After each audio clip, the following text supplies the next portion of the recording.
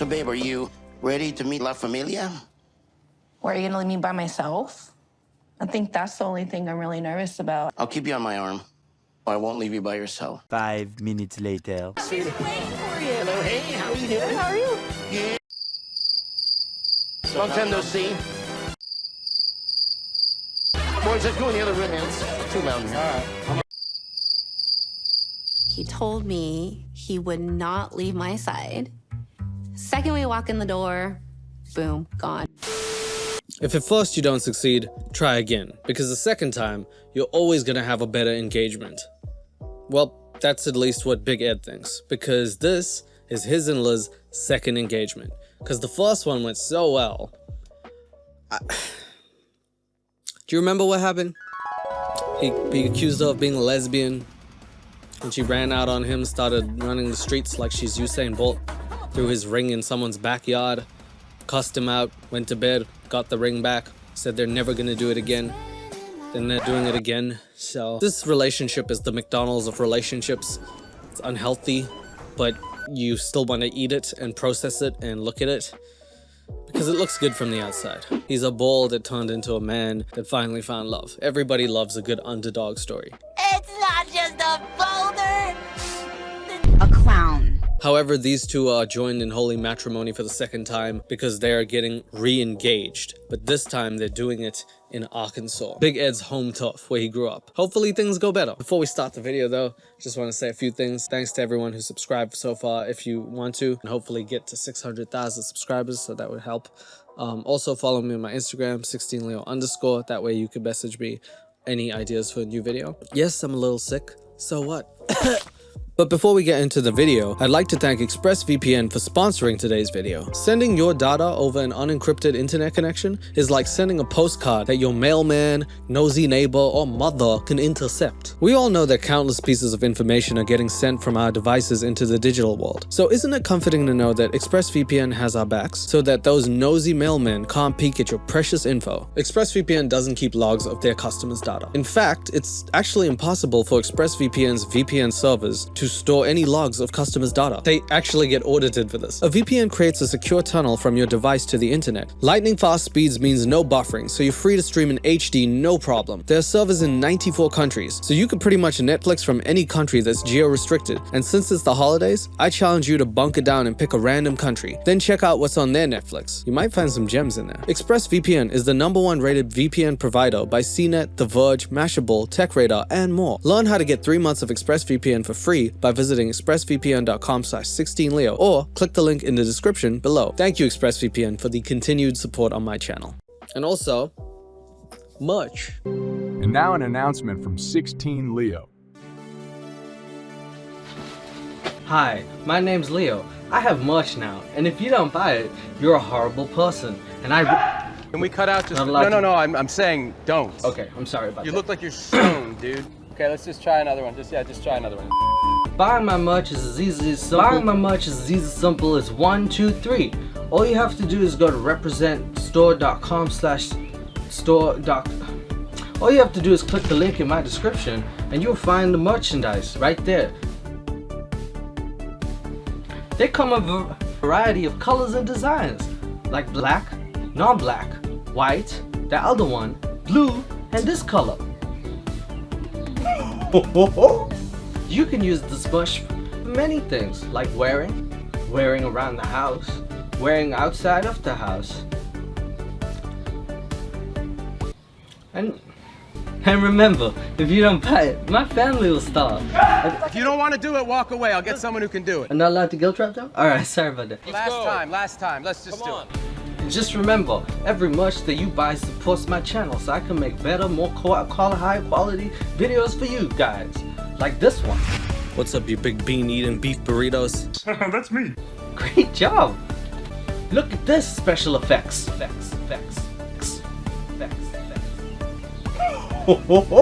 I'll get one today. And just remember, I'm sick. Sick of you not buying my merch. Thank you for supporting my channel. And remember, if you don't, someone else will. Okay, thank you. Bye. They're gonna smoke ribs. Jordan is baking my beans. Damn, I thought he was gonna say that. Smoke weed. That would have been a chill ass ceremony. Like, yo, you take this woman to be like, yo, why? Which means I'll have gas, which is not good for you. So, babe, are you ready to meet La Familia? Oh my God, I thought he was doing a voiceover. He was actually talking, but his neck is so thick that like I can't actually see his mouth move from the back. That's really... I'm sorry I said that. Sorry, Big Ed. Lovely. Good. He's ironing his shirts. He's talking about farting in front of his to-be wife. It's always good when you're so comfortable around your significant other that you can take a dump while they're sitting next to you. That's how you know it's real. Or are you gonna leave me by myself?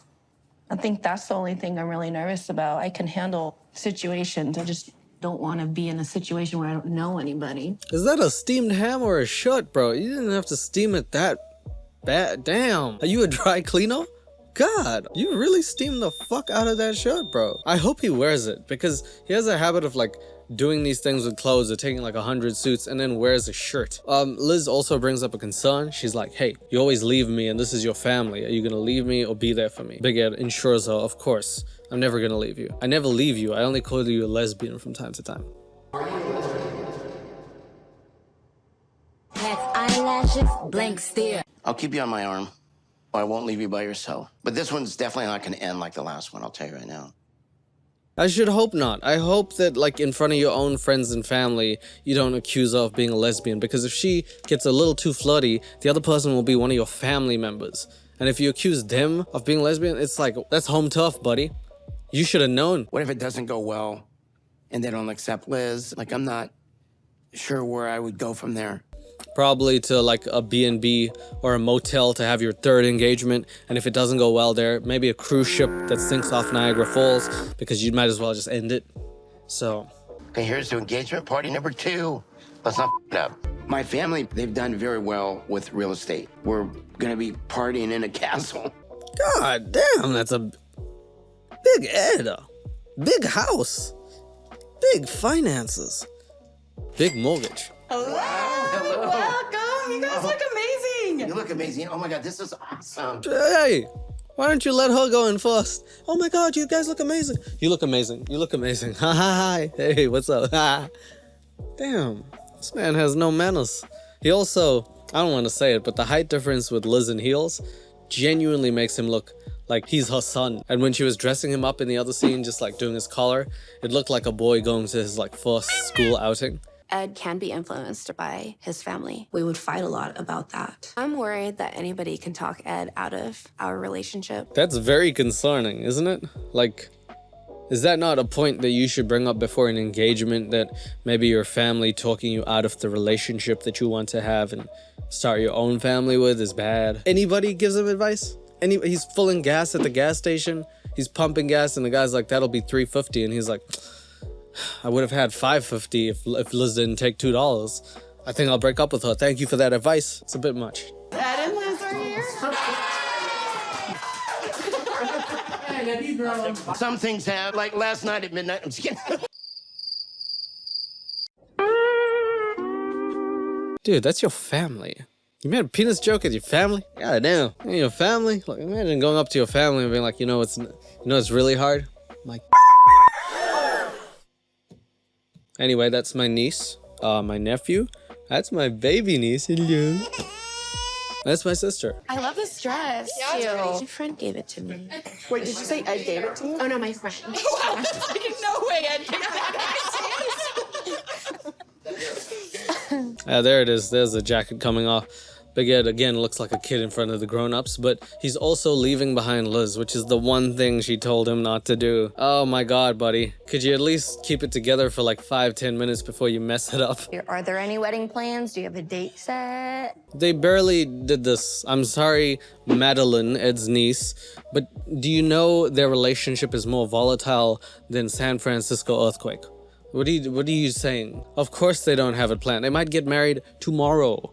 I don't think Ed's gonna be ready to get married until his mom can accept me. It is nice that they're still getting engaged, and Liz obviously loves him enough to be like, I still want to be with you. I just need you to fix that part so we can get married.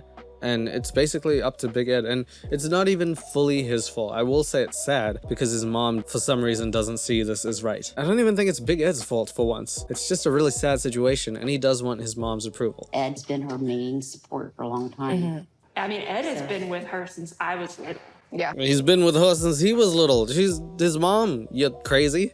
Okay. Ed's been with his mom since like I was like a baby, which was like 20 years ago. And like I've always seen him with her. And like I think they're like, I don't know, I think they're related, I think. But like his mom and him are like pretty close. I think they're friends or something. So maybe you should ask her approval because she's like his best friend. Ed and Liz got engaged, and Mom, I think she felt maybe forced out. She felt she was leaving her place. That's really toxic though.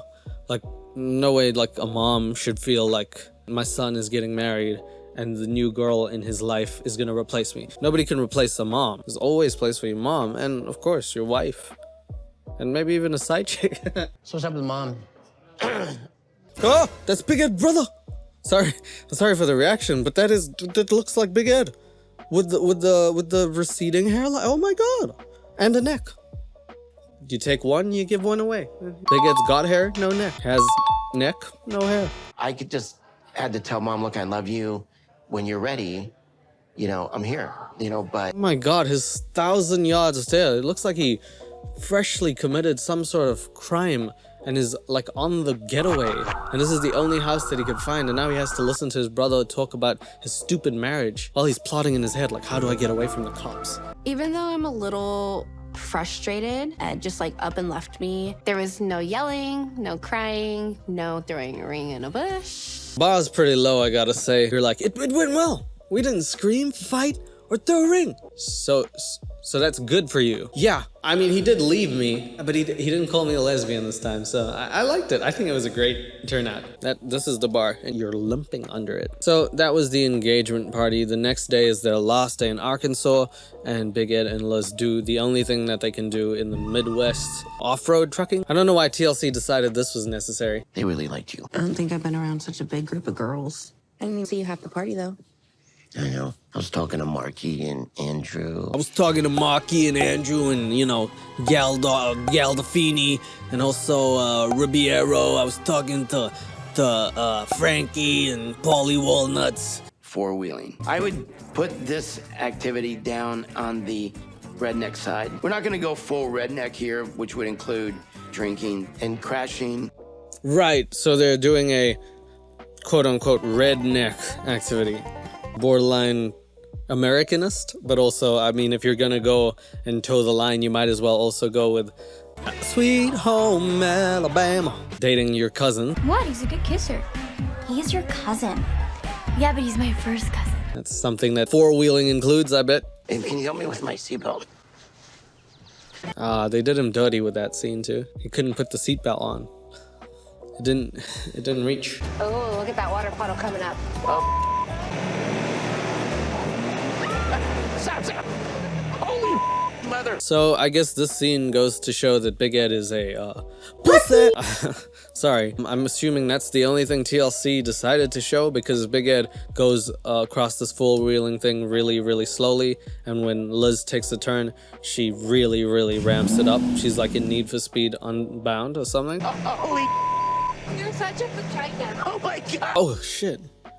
Yeah, she called him by the government name that you call a pussy. You're such a vagina. She enunciated that. You're a vagina. Damn, imagine being called that by your significant other. You are such a baby back bitch. Wow. Get your panties out of your ass crack. I'm a tough tootin' baby, I can punch in your buns. This trip and the engagement party and being surrounded by my family, it definitely drives home how important family is. So after getting called out, Big Ed is going back to his home in San Diego. They finally leave Arkansas, and it turns out to be a good trip. They had a good engagement. They four-wheeled. Everything was great. I've never been well watching. You haven't? So once they get back to California, Liz takes some time to hang out with her girlfriends and they go whale watching. She says she's never been whale watching, to which I say, you sleep with the man. You've been whale watching most of your life. I think. Oh, wait. There's a That's a bird, you idiot. What the hell is wrong with you? That's a humpback whale. Oh, it's flying. Oh, I didn't know they could do that. How have things been since you got back? I am gonna go back to work full time again. I burned through my savings, and not like having anything in my savings anymore is really stressing me out. I mean, I feel on one hand, I'm like sad that she burned through her savings. She's trying to go back to work full time. It'll probably give her an identity. It'll be pretty good. On the other hand, it's like, what the hell are you doing whale watching? What is this? Is this really where you want to spend your money, Liz? This is why you're burning through it. You did activities like whale watching. This is not like a normal, like, ah, man, every month whale watching is like $1,000 out of my account. I have to do it. Don't. I'm officially gonna go back to work full time. I'm scared that it's too much independence. He gets scared. But that's not okay. I feel like Ed has a hard time seeing your side. You need your feelings to be heard. Yeah, that's not really what she was saying. There's a bigger issue is that if he feels dependency on her, then that's something that they need to talk about and work through, because she's just going to work. I mean, she's going to be doing something there, and he may feel like that's taking away from his time, but it's also helping her get her identity, and it's valid. Of course, that means she has to compromise as well and be like, all right, well, on the days that I get off, on weekends, maybe after work, we can do something. It's a push-pull, but at the same time, it's not like he could be like, don't go to work. That's crazy. He's damn lucky to have you. Like your biggest complaint is you want to go work and make money. Like, in my opinion, you're too good for him. You don't want your partner to have friends who are just like, who don't see you in a good light. You want people who support your decisions and are like, well, Liz is my girl. If she's rolling with him, I'm rolling with him. The person that you decide to love, that's like my brother. Same thing with Big Ed. All of his friends gotta be like, Liz, hey man, I like her if you like her. Because that takes a big strain on your relationship if you can't even go out with your friends because they're like, oh, bring your wife again? Oh. so another reason why too, like I wanted to go back to work full time again.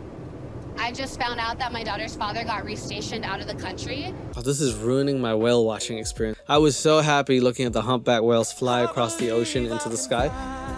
You've just ruined this experience for me. If we're to go to mediation about this, what will be thrown back in my face? My failed relationships. Do I have stability? Do I have a partner? Imagine bringing across Big Ed and being like, is this stability? Y'all broke up 9 times, had to have 2 engagement parties just to get it right. And honestly, I'm looking at 3 to 4 weddings. So, damn, you guys are dead in the water. Let's say it does go to court. How the hell am I supposed to prove that Ed and I are gonna make it? How the hell is he supposed to fit into a suit? You saw his shirt, it was untucked. You know that you can't go to court with an untucked shirt. Let's say that I do take her on full time. What am I gonna do if him and I don't make it? Who do I have? Yeah, that's a really tough situation. I guess if Big Ed calls you a lesbian in court, maybe you can get away with that, and the judge will be like, well, okay, who's your lesbian lover? And then you could pick someone who's way more stable. My daughter's father has full custody, and I have my daughter from time to time. I don't really know where Riley's gonna end up.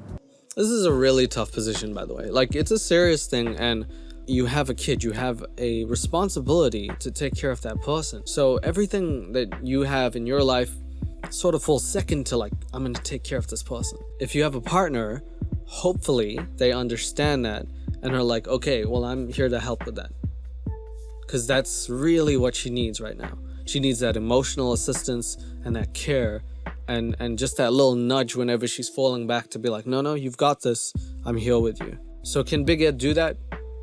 Maybe the nudging part. Maybe the nudging. He probably could push people pretty well. He's built like a bulldozer in human form. What's most important is my relationship with my daughter. If he can't stand by and be whatever the best you need for that, no. Yeah, but no, it doesn't help her actually with her kid, bro. What are you gonna, this is not good advice. If Big Ed doesn't do it, you just dump him. Okay, and then what? I feel like Big Ed would, of course, help if you really asked him and you made the situation apparent.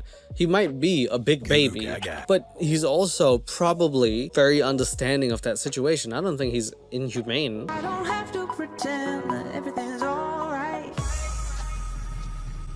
I never thought I'd be going to look at houses. So the next day, Big Ed and Liz go to look for houses. This is their way of solidifying their relationship and being like, after the engagement, we're really serious about our thing and we're gonna live together. So they go and look for houses, which is a huge step. My lease is almost up. Liz is going back to work, flushing all our money down the drain. Let's buy a house together. I'm excited. It should be a lot of fun. Oh, together, buying a house together. Ooh, the couple that broke up 9 times and had 2 engagement parties. Going halvesies on a house. I don't know about this. I don't fully know about this one. Design is really important to me, and it's a side of me that Liz is getting accustomed to. She still calls a sofa a couch. Yeah, but nobody says I go sofa surfing. She probably calls the toilet the shitter still, doesn't she? That's bad. Design material are really important. They're paramount. You know, metal, wood, you know, glass, lots of glass. Okay, I'm gonna give it to them. That was a little cute scene when Big Ed was talking about the stuff that he is really like fond of. They got a shot of Liz looking at him pretty like lovingly. That, I can't lie, that was a little cute. I love the layout of this house. I'd be fine with the tree house if I could just have a house. You know what? That pretty much explains millennial culture versus boomerism over there. Accessibility to houses and getting one wasn't like a dream or like even a fantasy. That was just something people did. You worked and you got a house. Now, for millennials and Gen Z and everyone else, it's like almost a dream to get a house. Like, the prices are so exorbitant and the deposits are that you're like, hey man, I'd just be happy with anything that I own. This is really fantastic. So it's listed right now at $1.295. Dollars? Do you have $0.25? Spare change, ma'am. Yeah, man, $1.3 million. Houses are expensive. You know, I always personally think that things that are good are a house and good food. Like, those are the things that are comforts and probably, I would say, necessities. Nice to live in a place where you don't feel that your mental health will deteriorate. I think I'd want to move out of San Diego. I think it'd be good for us to have a fresh start. And where were you thinking? I don't care. I guess it's Morocco for these two. Realistically, there's nothing here for me.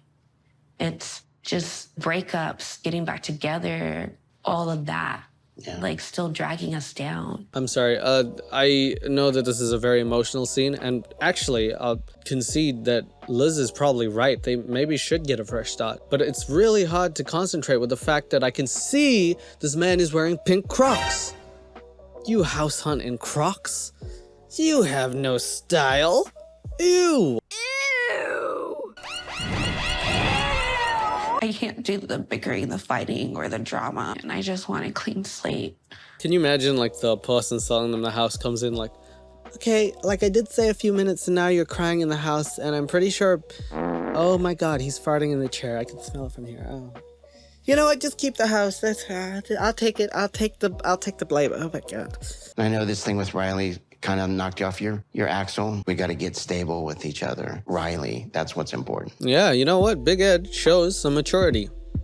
And he says, I understand that. I see where you're coming from. Let's do it. I definitely envision myself staying here forever. But at the same time, if that means I have to uproot myself after 40 years, I will. As long as you don't say that to her, that was magnificent. As long as you don't look at her and be like, oh well, uprooting myself in a place that I love and want to die in. 40 years, I've lived here all my life and now I'm moving because of you. Give me a hug.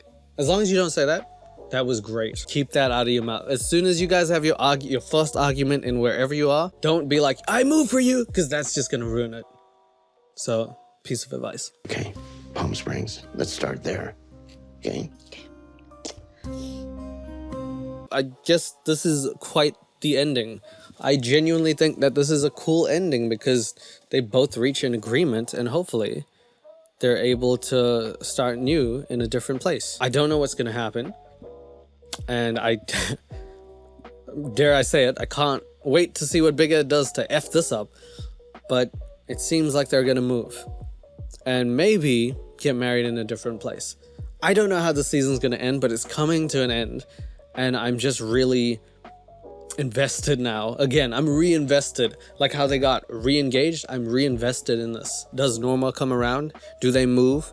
How's Riley? And are they gonna get married so I can finally dress up in a suit?